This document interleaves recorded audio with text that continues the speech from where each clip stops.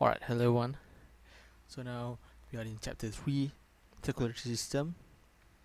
So we start with the system first, and then we go to the heart, and then to the blood vessels.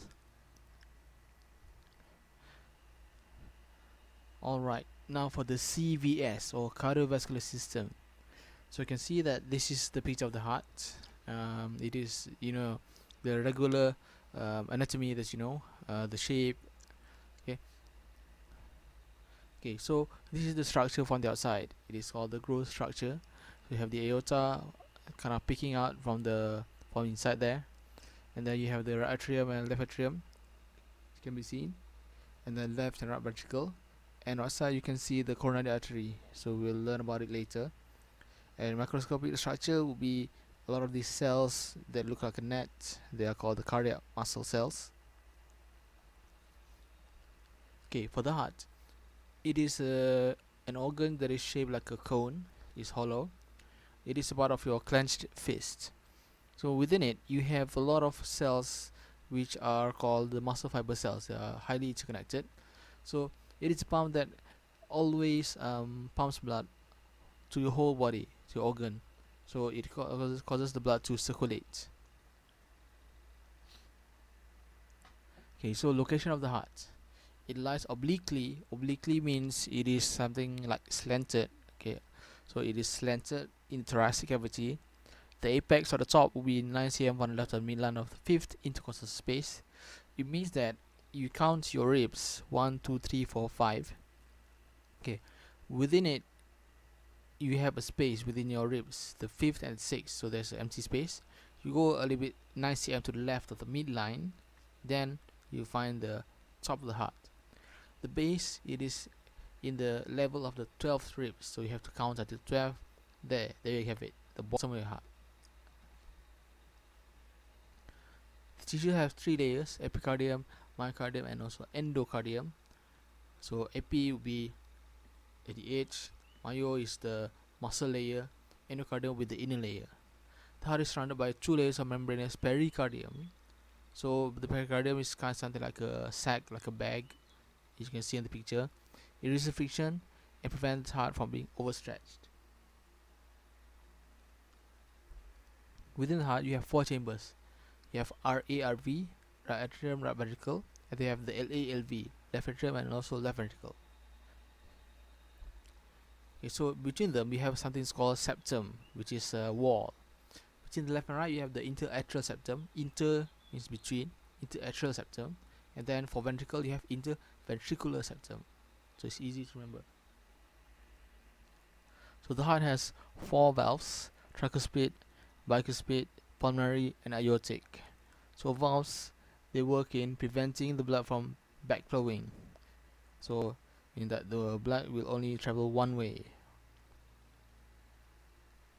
Okay. So this is the circulatory system of the body, the circuit itself. So the circuit looks like a figure 8. So it starts from the heart, goes to the lungs, and then back to the heart again, and then the heart will pump the blood all the way to the system. Then from the system, the CO2 will travel back again to the heart to be deoxygenated in the lungs again. So you have 2 circulations. If you look at the picture before, you have from the heart to the lungs, you call it pulmonary circulation, and from the heart to the body, we call it the systemic circulation. Okay, other than that, because the heart is also an organ, the heart also needs its own blood. Where does it get the blood? It gets the blood from just a little bit from the aorta. Okay, so if you look at the aorta, it is a really large vessel.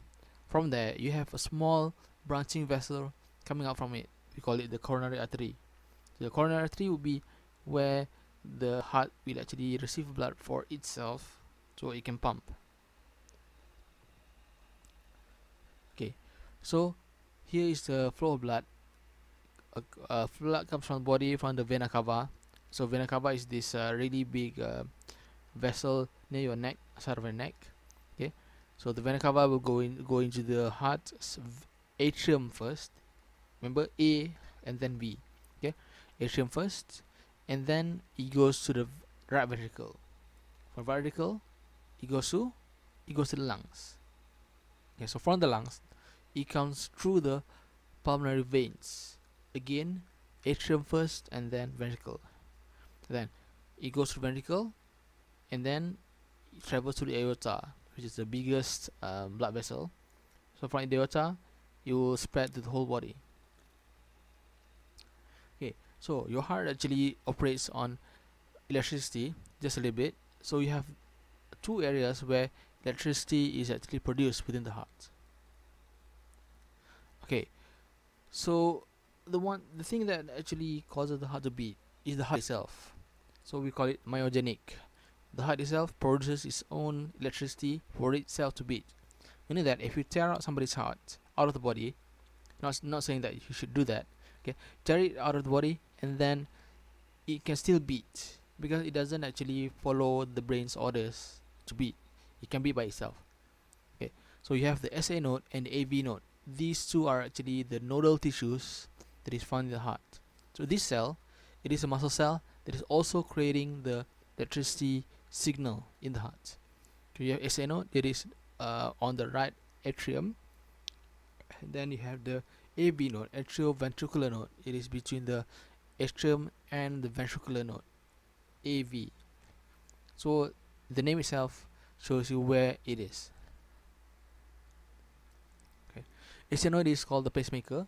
It is the one that will be creating your heartbeat.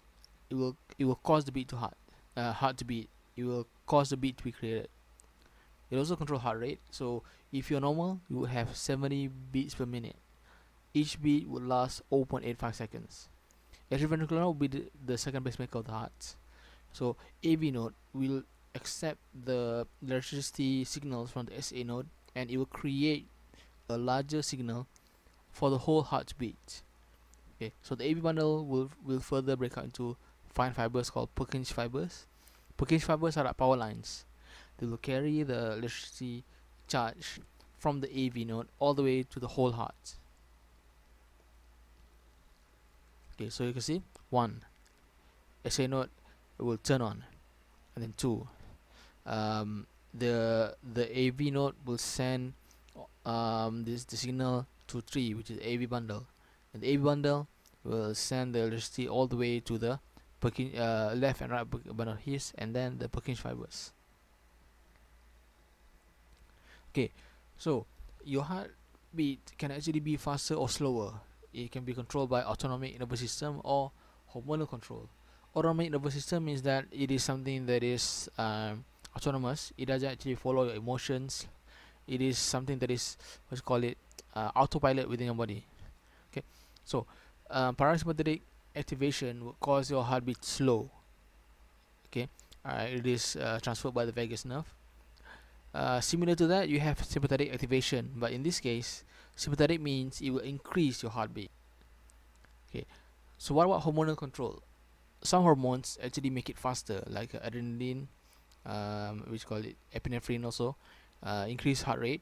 Thyroxine, it is the hormone that is responsible for your metabolism. It will increase the heart rate and also the cardiac output, meaning that how hard will it beat. Okay, resting condition, parasympathetic nerve fibers will release acetylcholine. This one will slow the SA node and reduce the heart rate. But what if you have a physical or emotional activity? So the sympathetic nerve will release norepinephrine and epinephrine. Both of these will speed up the heart, increasing the heart rate. Okay, so the heartbeat itself, it is actually a cycle. Okay, so the cycle will go from rest and then beat and then rest again. So rest and beat, we call it the actual cycle contraction, called the 1 beat of the heart. So the rest is called diastole, the pump is called systole. So you have systole first and then diastole. Okay, so during diastole or rest, at this point your heart is like a balloon. It will just inflate. But while it inflates, you know, for pumps, when it inflates, it will suck in the air inside so that you can push the air outside. So it's like for you to pump. In this case, for the heart, the blood will fill up the heart because of the negative pressure. Okay, for diastole, the heart will pump, the heart will squish, so it will force all of the blood to get out and circulate. So you have the cardiac cycle, which is rest and pump, rest and pump. Okay, so meaning that during this time we have two sounds. You have the lub sound and the dub sound. The lub sound is the first sound. It is loudest and longest, caused by ventricular systole, causing the AV valves. So the thing is, when water or fluids start to rush against a closed door or something like a wall, it will hit the wall in very powerful force that it will make a sound. In this case, the blood will hit your valves, and that hit will cause the sound to be made. Okay. What about the dub sound? It is the smaller, much more quieter sound. It is caused because of the semilunar valves. So semilunar valve is not really big. It is something like a small valve. So the sound of the blood hitting it is much more quieter. Okay.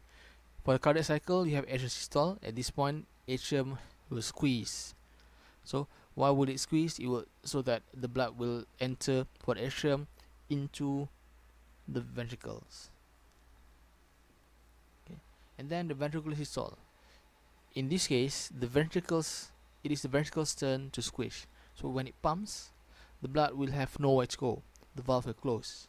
So the blood hitting the valves will cause the dub sound to be created. Where will it go? It will go into pulmonary valves and also aorta. So the pressure during the diastole, which is the rest, it is much more lower, so the blood will rush into the aorta and also the ventricle. So it will cause the similar valves to close, and it will create the second dub sound. So due to diastole, the blood will rush in due to the fall of ventricular pressure. So there are three terms that you must remember.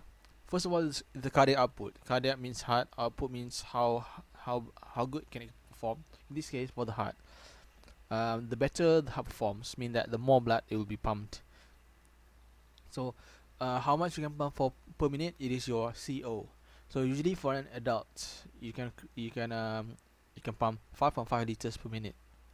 For heart rate, mean that how frequent will you pump the blood.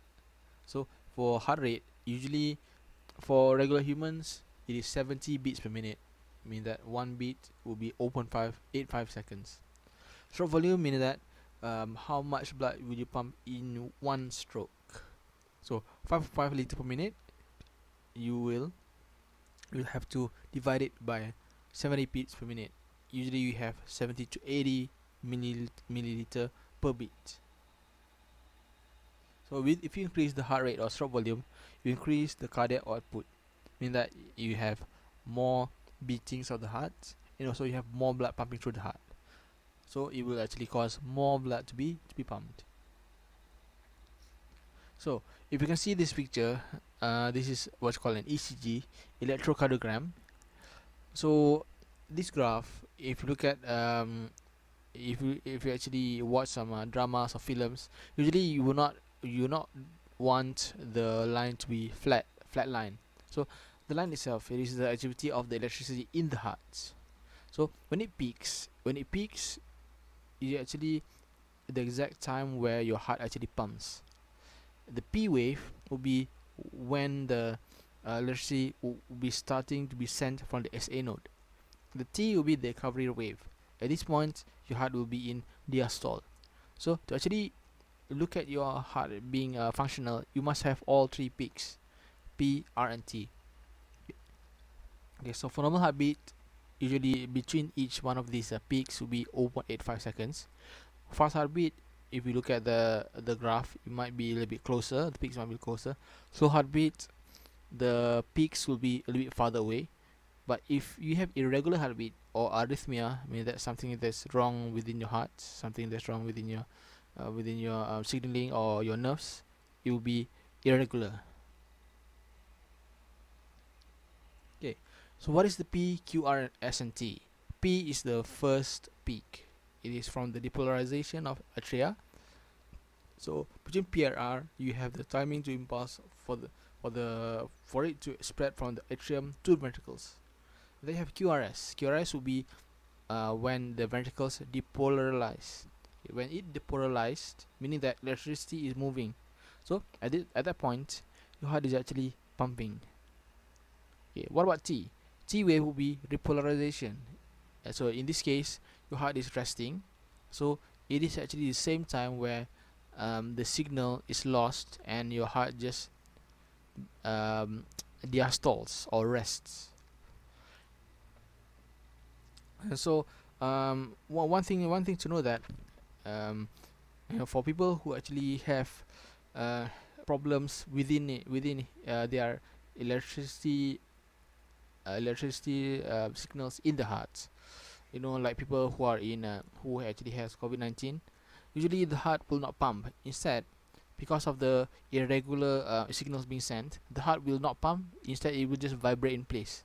Vibrate because there is no rest. It is all pump all the time. So mean that there is no blood being sent. Okay, what is pulse? A pulse means you can actually feel, when you call it tactical artery palpation, you can feel the artery using your hands.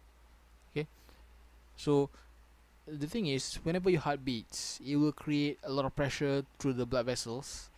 So if the blood vessel is near the skin, you can actually touch that blood vessel and you can feel the beat. Every time the heart beats, the pressure will hit the blood vessel and you can feel it. Okay, so usually the places where we wanna check the pulse will be the place where the blood vessels are really near the skin and it is just on top of a bone. So meaning that between you and the skin and the blood vessel, there's nothing between them. Okay, like fats or whatever. So you might get it from the temples, temporal, and then the carotid, which is the neck. Usually people go for the wrist, radial artery. Some people go for the elbow, brachial artery. Behind the knees, also can be felt, because behind the knees there is actually nothing kind of hiding it. Okay, you just have the bone and then you have some skin. That's all you have. Okay, and then you have ankle joints, tibial artery, and also on the foot. So these are the pictures where you can actually take some of your pulse under the armpit, on the wrist, on the elbow. Okay, so on the wrist there are actually two places that you can get. One is from the radial pulse, and one is from the ulnar pulse. So there are two places on the wrist that you can get the arterial pulse. Other than that, for the groin, okay, it must be halfway between your hip and the groin. So in that midway is where you can actually feel the pulse.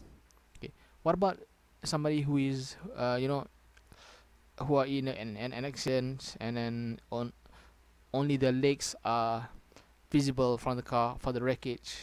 Okay, so you can still check the pulse by going for the posterior tibial, which is in the ankles. Okay, so if you want to hear the sound of the heart directly, you can use something that's called auscultation. So auscultation is technique where you use stethoscopes to directly hear the heartbeat. So stethoscopes, they actually magnify the tiniest bit of noise. So even watchmakers use it. Okay, people who want to crack the safe, you also use it because you can pick up very small sounds. So these are the places where you can listen to the heart. Okay, first of all is trachea, and then you go for upper right, upper left, middle right, lower right, and lower left. So what you want to measure will be the resting heart rate, meaning that the heart rate where you are having when you are not doing any activities, when you're resting, when you're sitting, when you're lying. Usually heartbeat will be normally between 60 and 100 beats per minute. Okay, so these are factors affecting heart rate. Okay, you have the change in pH in blood. So you've learned from the previous chapter. Whenever you do an activities, the CO2 will increase, and CO2 will cause your blood to become acidic. So your body needs to neutralize it. So how does it do it? It will breathe more. Okay, in this case, it will cause the heart to pump more. Okay, and then temperature. The hotter it is, the faster your heart will beat, because your heart really needs to lose all of that heat. Okay, and then you go for body weight or body size. So the smaller the animal is, the more heartbeat that it has. Okay, so if you look at a smaller animal such as the cat, okay, the cat might have 100.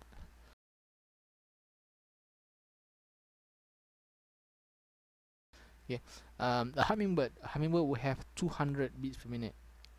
Okay, okay, and then you look for the age. The older somebody is, the slower you'll be.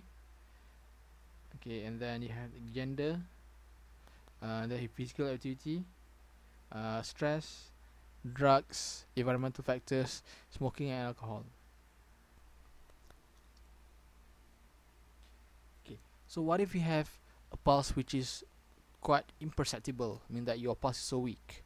It means that you have very narrow pulse pressure. So usually, for pulses, a pulse which is easily heard, meaning that your heart is actually pumping blood to the whole body with no problem.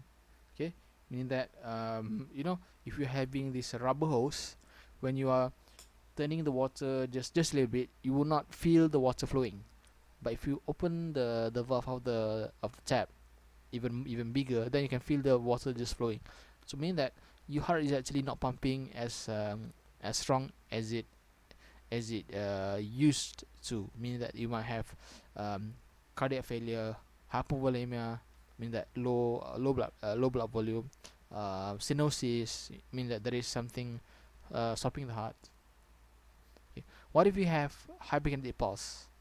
So mean that the pulse will be kind of it's kind of stronger than normal. Okay, just like when you're turning your tap at maximum. So when you hold the rubber hose, you can actually feel the water flowing. So your heart is pumping very fast or very strongly, in a condition where you should be calm. So what causes that?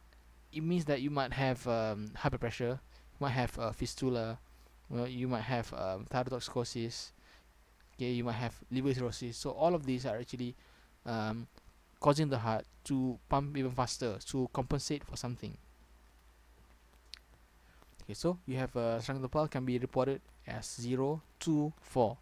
Absent is 0, 1 is very palpable, 2 is easily palpable, full is 3, and for 4 is aneurysmal or bounding pulse. Okay, any question? Thank you.